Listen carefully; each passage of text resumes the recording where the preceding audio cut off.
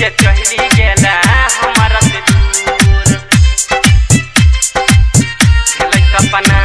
चूर डीजे गुदेश जे चहली गेला हमारा से दूर हमारा से दूर presented by DD Production House Sakri हगे कहके वादा दिल तुहेर दिहले बिच रहिया में जानू तू तो छोहेर दिहले हगे कहके वादा दिल तुहेर दिहले बिच रहिया में जानू तू तो छोहेर दिहले कलियौ कौन कसूर जे चहली गेला हमारा से दूर भेलै सपना चूर चूर जे चहली गेला हमारा से दूर हगे कहके वादा दिल तुहेर दिहले बिच रहिया में जानू तू तो छोहेर दिहले कलियौ कौन कसूर जे चहली गेला हमारा से दूर भेलै सपना चूर चूर जे चहली गेला हमारा से दूर जे चहली गेला हमारा से दूर खेलै सपना चूर चूर डीजे जे गुदेश चहली गेला हमारा से दूर जे चहली गेला हमारा से दूर जान से ज्यादा तोरा चाहे छलियो रनिया प्यार में धोखा दिहले बनले तू कनिया बनले तू कनिया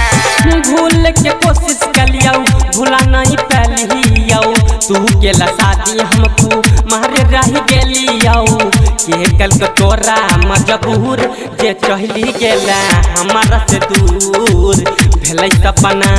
चूर चूर जे चहली गेला हमारा से दूर जे चहली गेला हमारा से दूर खेलै सपना चूर चूर जे चहली गेला हमारा से दूर जे चहली गेला हमारा से दूर विद्या विवाह करके तू जबै छल नाम गे कहै छल घूम जबै हम बाबा धाम गे हम बाबा धाम गे प्यार के प्यासा सरबन खाई लेको जहर दही देली टेंशन बकरा भाग गेल शहर फोटो देखै छियौ घूर घूर जे चहली गेला हमारा से दूर भेलै सपना चूर चूर जे चहली गेला हमारा से दूर हगे कहके वादा दिल तुहेर दिहले बिच रहिया में जानू तू तो छोहेर दिहले हगे कहके वादा दिल तुहेर दिहले बिच रहिया में जानू तू तो छोहेर दिहले कलियौ कौन कसूर जे चहली गेला हमारा से दूर भेलै सपना चूर चूर जे चहली गेला हमारा से दूर।